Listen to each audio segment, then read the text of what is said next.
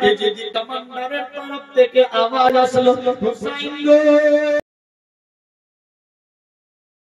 তবে তুমি আমাদের সঙ্গে হাত দিয়ে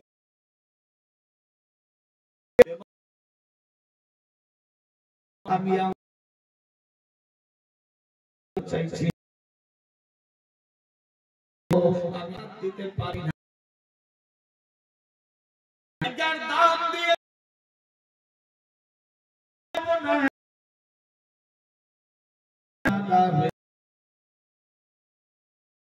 পানি যখন দিতে চাই শোনো রে তোমাদের মধ্যে কি কেউ ঈমানদার যদি ঈমানদার থাকে পানি দিয়ে দে থেকে বুঝা ৭,০০০ হাফিজ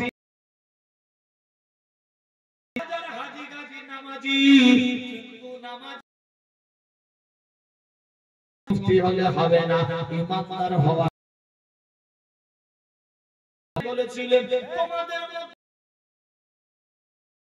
একজন ঈমানদার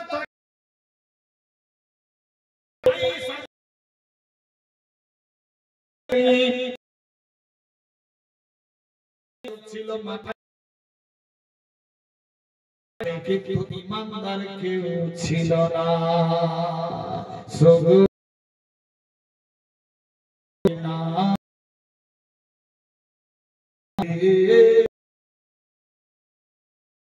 সগরা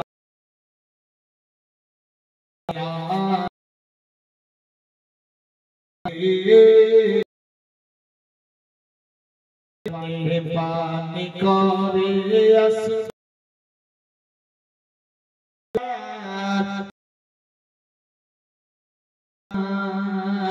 ইমাম সিনাতে সুবহানাল্লাহ পানি করে আসগা আব্বা কি জানাই ইমাম হুসেন করে তুলে সিনাতে লাগায় ইবনে হায়দার চাইছেন পানি গো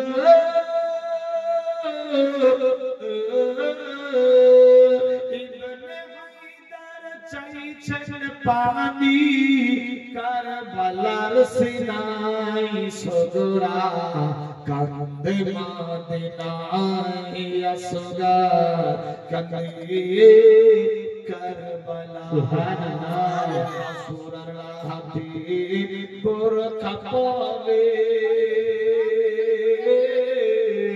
মা ফাতিমা আসিয়া আপন হাতে ঝাড়ু লাগায় কারবালাতে আসিয়া সুবহানাল্লাহ বোরখা পরে মা ফাতিমা আসিয়া আপন হাতে ঝাড়ু লাগায় কারবালাতে আসিয়া আর কান্দে হুরগালে মাগে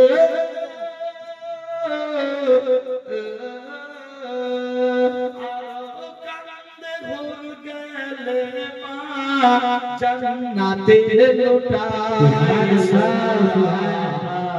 কান্দে মদিনায় আসগা কান্দে কারবালায় সগরা কান্দে মদিনায় আসগা কান্দে কারবালায় তাই বেরাদার হযরত ইমাম হুসাইন যখন বললেন শোনো রে তোদের মধ্যে কি কেউ একজন ঈমানদার নাই